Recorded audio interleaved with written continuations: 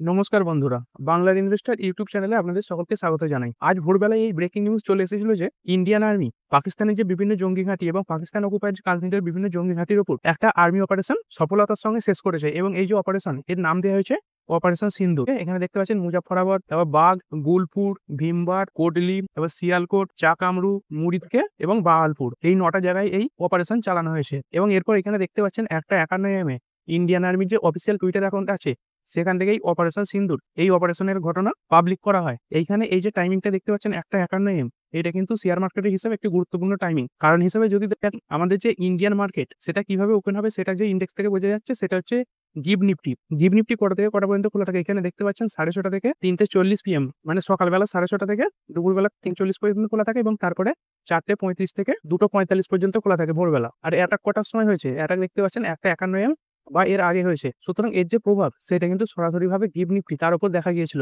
আজকের ভিডিও নিয়ে আলোচনা করার আগে বলবো, যারা আমার এই চ্যানেলে নতুন আসছেন বাংলার ইনভেস্টর চ্যানেলে, তারা অবশ্যই চ্যানেলটা সাবস্ক্রাইব করার সঙ্গে সঙ্গে বেল আইকনটা টিপে অল অবশ্যই সিলেক্ট করে রাখবেন। যখনই আমি কোনো ভিডিও আপলোড করবো তার নোটিফিকেশন যেন আপনার কাছে সময় মতো পৌঁছে যায়। পুরনো যারা আছেন লাইক শেয়ার কমেন্ট করে যেভাবে পাশে আছেন পাশে থাকবেন। এখানে দেখতে পাচ্ছেন গিভ নিফটি কিন্তু একটা বড় পতন দেখিয়েছে। তবে সকালের ভিডিওতেই বলেছিলাম গিভ নিফটি যে পড়েছে সেটা কিন্তু একটা তাৎক্ষণিক রিয়াকশন দেখিয়েছে এবং এটাও বলেছিলাম যে 6:30 পর যখন গিভ নিফটি খুলবে সেটার দিকে অবশ্যই নজর রাখতে হবে। তারপরে দেখতে পাচ্ছেন গিভ নিফটি 6:30 পর কিন্তু আস্তে আস্তে রিকভার করেছে এবং কালকের যে অ্যাভারেজ প্রাইস চলছিল তার কিন্তু অনেকটা উপরেই বন্ধ হয়েছে। তবে এই হামলার সময় যে ব্যাপারগুলো অবশ্যই মাথা রাখা ছিল, এখানে দেখতে পাচ্ছেন নো পাকিস্তান সিভিলিয়ান, মানে পাকিস্তানের কোনো জনসাধারণ তাদের উপর অ্যাটাক করা হয়নি, পাকিস্তানের যে ইকোনমিক জোন এইগুলোর উপর অ্যাটাক করা হয়নি এবং পাকিস্তানের যে মিলিটারি ক্যাম্প আছে এইগুলোর উপর অ্যাটাক করা হয়নি। এই ওয়াশিংটন ডিসিতে ইন্ডিয়ার যে এমবাসি আছে তারা এই কথা স্বীকার করেছে। আর আমাদের ভারতের প্রতিরক্ষা মন্ত্রী রাজনাথ সিং তার তরফ থেকে এই বিবৃতি জারি করা হয়েছে যে we killed only those who killed innocent, মানে তিনি সরাসরিভাবে এটাই বলতে চেয়েছেন যে শুধুমাত্র জঙ্গিদের উপরেই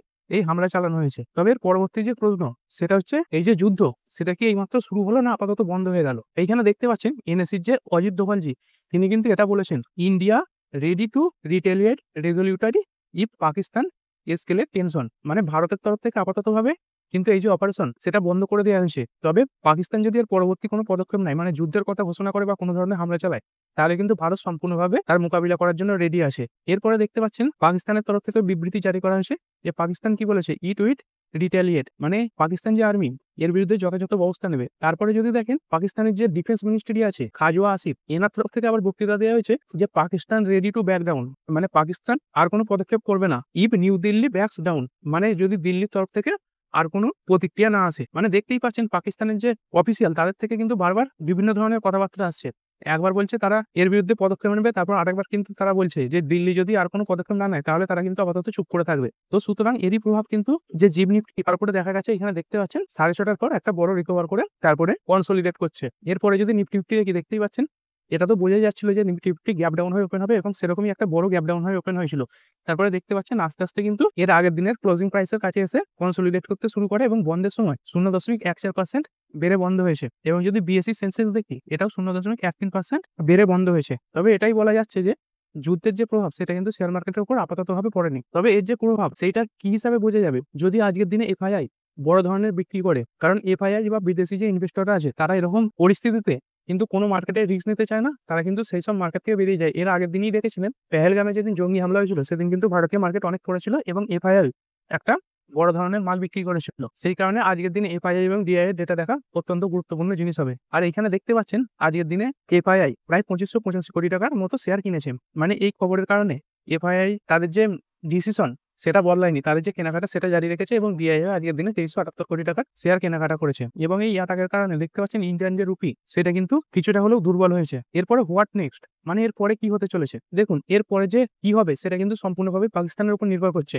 পাকিস্তান যদি এইখানেই থেমে যায় তাহলে কিন্তু যুদ্ধ পরিস্থিতি এইখানেই থেমে গেল। তবে পাকিস্তান যদি এর বিরুদ্ধে কোনো রকম পদক্ষেপ নেয়, মানে কোনো ধরনের হামলা চালায়, তাহলে কিন্তু একটা বড় ধরনের যুদ্ধ পরিস্থিতি তৈরি হতে পারে। এরপরে যে জিনিসটার উপর আজকে অবশ্যই নজর থাকবে সেটা হচ্ছে আজকের দিনে ইউএস এর যে ফেডের মিটিং সেটা শেষ হতে চলেছে এবং ফেডের যে চেয়ারপারসন জেরেমি পাওয়েলজি তিনি আজকের দিনে এই যে রেটের ডিসিশন সেটা প্রকাশ করতে চলেছেন। তবে এইখানেও কিন্তু একটা বড় টুইস্ট আছে। আপনারা তো আগেই শুনেছিলেন ট্রাম্প এবং জেরেমি পাওয়েলজির মধ্যে যেভাবে সংঘাত চলছে, মানে ট্রাম্প বিভিন্নভাবে এই জেরেমি পাওয়েলজিকে রেট কাটের জন্য প্রেসার ক্রিয়েট করছেন এবং সেইটাই আজকে দেখার বিষয় যে আজকে কি হতে চলেছে, যে রেড কাট হবে কি রেড কাট হবে না। এই দুটো সিদ্ধান্তের উপর অবশ্যই নজর থাকবে এবং তারপর লেট নাইট এই জেরেমি পাওয়েলজি যে বক্তৃতা দেবেন তার উপরেও কিন্তু নজর থাকবে। এখানে দেখতেই পাচ্ছেন ট্রাম্প এবং পাওয়েলজির মধ্যে যে সংঘাত চলছে, একবার তিনি বলছেন he can remove Fed chair Powell, অর্থাৎ তিনি বলছেন তিনি এই যে ফেডের যে চেয়ারপারসন জেরেমি পাওয়েলজি তাকে তার পদ থেকে সরিয়ে দিতে পারে, এবং পরেই আবার বলছেন যে he would not remove Fed chair Powell, মানে তিনি ফেডের যে চেয়ারম্যান পাওয়েলজিকে রিমুভ করবেন না। তবে এই জিনিসটা অবশ্যই বোঝা দরকার যে ট্রাম্প কেন বারবার ইউএস এর যে ফেডের চেয়ারম্যান জেরেমি পাওয়েলজিকে রেড কার্ডের জন্য প্রেসার ক্রিয়েট করছেন। সেই কারণটা যে জিনিসটা হলো, এই ট্রাম্প কিন্তু বিভিন্ন দেশের উপর ট্যারিফ লাগানোর কথা ঘোষণা করছেন। এই ট্যারিফ লাগালে কি হবে, বিভিন্ন দেশ থেকে আমেরিকার উপর যে জিনিসপত্রগুলো আসে আমেরিকায় সেসব জিনিসগুলোর দাম বেড়ে যাবে। ধরুন বিদেশ থেকে কোনো একটা কোম্পানির গাড়ি এলো, তাহলে কিন্তু সেই গাড়িটার দাম আমেরিকার যে মানুষ সেটাকে বেশি দাম দিয়ে কিনতে হবে। আর সেখানে যদি জেরেমি পাওয়েল রেট কাট করে দেন, মানে ধরুন আগে 10% হারে সুদ পাওয়া যেত, সেখানে এখন 5% হারে সুদ পাওয়া যাচ্ছে, তাহলে কিন্তু অনেক মানুষ লোন নিয়েও সেই গাড়িটা কেনার কথা ভাববে, এবং যার ফলে এই ট্রাম্পের যে ট্যারিফের সিদ্ধান্তে আমেরিকান মানুষের খুব একটা ক্ষতি হবে না। আর এই রেট কার্ড না হওয়ার কারণেই এই যে ট্রাম্প তিনি কিন্তু এই যে ট্যারিফের ব্যাপারটা 90 দিনের জন্য পজ করে দিয়েছেন, এবং এই ট্যারিফের কারণেই দেখতে পাচ্ছেন আমেরিকার যে জিডিপির ডেটা সেটা -0.3% চলে এসেছে। মানে এরপরে আরেকবার যদি আমেরিকার জিডিপির ডেটা মাইনাসে আসে, তাহলে কিন্তু এটা ধরে নেওয়া হবে যে আমেরিকা রিসেশনে চলে গেছে।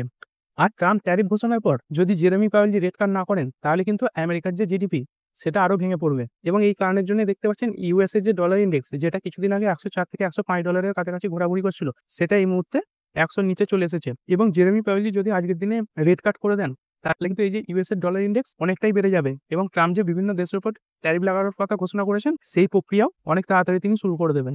এবং ফাইনালি বন্ধুরা দেখতে পাচ্ছেন ফেডের যে ডিসিশন সেটা সামনে চলে এসেছে। ফেড কি সিদ্ধান্ত নিয়েছে দেখুন, রেট স্টেডি, মানে এর আগে যে রেট ছিল সেটাকেই অপরিবর্তিত রেখেছেন। তো এর আগে কত রেট ছিল এখানে দেখতে পাচ্ছেন, প্রিভিয়াস 4.50%, এবং এবারে এক্সপেক্টেড কত ছিল, যে ফোরকাস্ট করা হয়েছিল 4.50%, এবং অ্যাকচুয়াল কত এসেছে 4.50%, মানে রেটে কোনো ধরনের পরিবর্তন করা হয়নি। এরপরে ফেডের যে চেয়ারম্যান তিনি যে বক্তৃতা দিয়েছেন তাদের কি কি বলেছেন চলুন মেন পয়েন্টগুলো একটু দেখে নিই। এখানে দেখতে পাচ্ছেন ফেডের যে চেয়ারম্যান তিনি বলেছেন তিনি তার রেট অপরিবর্তিত রাখছেন। কি কারণে রাখছেন সেই কারণগুলো বলেছেন। হায়ার ইনফ্লেশন, মানে আমেরিকার যে ইনফ্লেশন সেটা বাড়ছে, এবং আনএমপ্লয়মেন্টের যে ডেটা সেটাও বাড়ছে। তবে তিনি এটাও বলেছেন যে আনসার্টেনিটি থাকা সত্ত্বেও আমেরিকার যে ইকোনমি সেটা এখনো সলিড পজিশনে রয়েছে, এবং ফেডের এই ডিসিশন আমেরিকার অর্থনীতির জন্য উপকারী হবে। তারপরে তিনি এটা বলছেন যে আমেরিকান মার্কেটে কিন্তু একটা আনসার্টেনিটি দেখা যাচ্ছে। তিনি কি বলেছেন দেখুন, I do not think we can say, মানে তারা বলতে পারবে না, কি কারণে বলতে পারবে না, যে which way this will check out, মানে তিনি কিন্তু অ্যাকচুয়ালি ইনডাইরেক্টলি ট্রাম্পের কথাই বলছেন, কারণ ট্রাম্প বিভিন্ন দেশের উপর যে ট্যারিফ লাগাচ্ছেন সেই ট্যারিফের কারণেই ইউএস এর যে ইকোনমি সেটা খারাপ হতে পারে। এবং তিনি এটাই বলেছেন যখন ইনফ্লেশন এবং আনএমপ্লয়মেন্ট বেড়ে যাবে, তখন কিন্তু ফেডকে রেট কাটের জন্য যদি প্রেসার সৃষ্টি করা হয়, তাহলে কিন্তু এটা আমেরিকার যে ইকোনমি সেটার জন্য খারাপ প্রভাব ফেলবে। চলুন এরপরে দেখে নিই এই খবরের কারণে আমেরিকার যে মার্কেট সেইগুলো কিরকম পারফর্ম করলো। এইখানে দেখতেই পাচ্ছেন রেট কাটের ডিসিশনের পর মার্কেট একটা বড় জাম দেখিয়েছিল। এখানে দেখতে পাচ্ছেন প্রায় 0.43% বা 4-5%-এর কাছাকাছি বেড়ে গেছিল। তারপরে যখন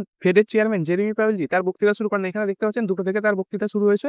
তারপর থেকে দেখতে পাচ্ছেন মার্কেট কিছুক্ষণ সময়ের মধ্যেই প্রায় 0.49% বা 0.5%-এর কাছাকাছি ক্র্যাশ করে গেছে। তবে তারপরে দেখতে পাচ্ছেন মার্কেট কিন্তু আস্তে আস্তে অনেকটা রিকভার করেছে, এবং দিনের শেষে প্রায় 0.70% বা 284 পয়েন্ট বেড়ে বন্ধ হয়েছে। এবং যদি নাসডাক ইন্ডেক্স দেখি, এটাও দেখতে পাচ্ছেন 0.27% বেড়ে বন্ধ হয়েছে। তারপর S&P 500 এটাও দেখতে পাচ্ছেন 0.43% বেড়ে বন্ধ হয়েছে। তো এই খবরের প্রভাব ইন্ডিয়ার যে শেয়ার মার্কেট তারপর কিভাবে পড়বে চলুন একটু দেখে নিই, মানে ইন্ডিয়ার শেয়ার মার্কেট কিভাবে ওপেন হবে। এরপরে দেখতে পাচ্ছেন আমাদের যে ইন্ডিয়ান মার্কেটের ওপেনিং কে নির্ধারিত করে যে জিনিসটা গিভ নিফটি, দেখুন এইটাই যে শুধুমাত্র ইন্ডিয়ার শেয়ার মার্কেটের ওপেনিং কে নির্ধারিত করে সেটাও ঠিক নয়, বহু ফ্যাক্টর করে। তবে এইটা কিন্তু একটা প্রাথমিকভাবে বোঝা যায় যে ইন্ডিয়ান শেয়ার মার্কেট কিভাবে ওপেন হতে চলেছে। দেখতেই পাচ্ছেন আজ ভোরে গিভ নিফটি যে বন্ধ হয়েছে প্রায় 0.88% বেড়ে বন্ধ হয়েছে, বা 212 পয়েন্ট বেড়ে বন্ধ হয়েছে। তবে এর আগের দিনের ভিডিওতেই বলেছিলাম যে গিভ নিফটি যে ভোরবেলা বন্ধ হয়েছে সেটা দেখাও যেমন জরুরি, সকালে যে 6:30টার সময় খুলবে সেটাও দেখা জরুরি। তো চলুন বন্ধুরা দেখে নিই আজকে সকালে গিভ নিফটি কিরকম পারফর্ম করছে। এখানে দেখতে পাচ্ছেন গিভ নিফটি এটা লাইভ কভারেজ চলছে। গিভ নিফটি এই মুহূর্তে 0.27% আপে চলছে। তো সুতরাং এটা আশা করা যাচ্ছে যে ইন্ডিয়ার যে শেয়ার মার্কেট সেটাও একটা গ্যাপ আপ হয়ে ওপেন হবে। তো ঠিক আছে বন্ধুরা, আশা করছি ভিডিওটা আপনাদের ভালো লেগেছে। আপনি চাইলে এটাকে লাইক এবং শেয়ার করতে পারেন। আর শেয়ার মার্কেট সংক্রান্ত ডেইলি নিউজ আপডেট পেতে চ্যানেলটা সাবস্ক্রাইব করে রাখবেন, এবং পাশে থাকা বেল আইকনটি টিপে অল অবশ্যই সিলেক্ট করে রাখবেন, যাতে পরবর্তী ভিডিওর নোটিফিকেশন আপনার কাছে সময় মতো পৌঁছে যায়।